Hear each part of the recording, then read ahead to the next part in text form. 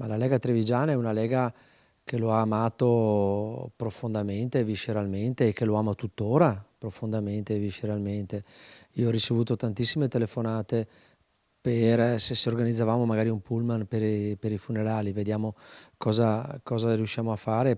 Porte aperte, bandiere listate a lutto al K3 e non potrebbe essere altrimenti nella sede del Carroccio della provincia più leghista d'Italia, primato certo offuscato ma non del tutto svanito. Tra queste mura Umberto Bossi è stato più di un riferimento, trade union tra vecchie e nuove generazioni di politici e amministratori. In tanti si stanno organizzando per esserci ai funerali a Pontida e questo a poco meno di un anno dall'addio a un altro pezzo della Lega, Giancarlo Gentilini.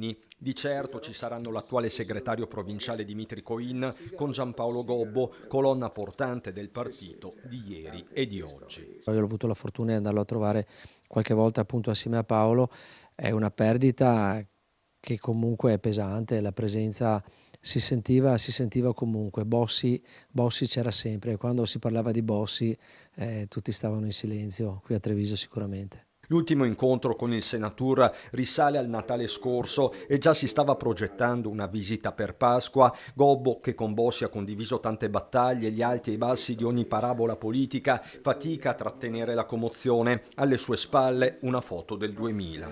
Un uomo del popolo, un vero uomo del popolo, con degli ideali e con un coraggio enorme. Un grande uomo, un maestro di vita per me. Cosa le ha insegnato? Tantissimo, tantissimo.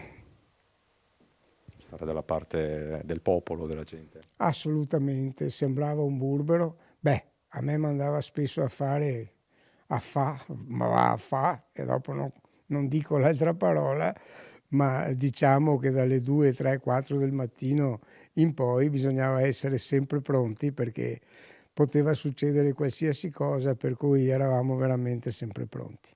Un Bossi sanguigno dentro e fuori la scena pubblica, ma pur sempre presente anche nel suo ultimo lungo crepuscolo. Ricordo perfettamente la telefonata quando sono diventato sindaco e anche la telefonata che c'è stata quando c'è stata la candidatura a sindaco. Cosa le disse quando vinse? Di spingere, di correre, di combattere, perché ricordo che lui era un combattente nato. Ci mancherà una figura visionaria, capace di vedere lungo, e penso che riuscire a guardare queste sfide con anticipo sia una delle principali caratteristiche che deve avere un politico. Era il 28 aprile 2012, da pochi giorni Bossi si era dimesso da leader del Carroccio. A Conegliano, bersaglio delle sue ultime graffiate, fu il governo Monti, ma non mancarono riferimenti agli scandali che in quei frangenti stavano travolgendo lui e il partito, e così si rivolse alla platea che lo aspettava in strada per un comizio.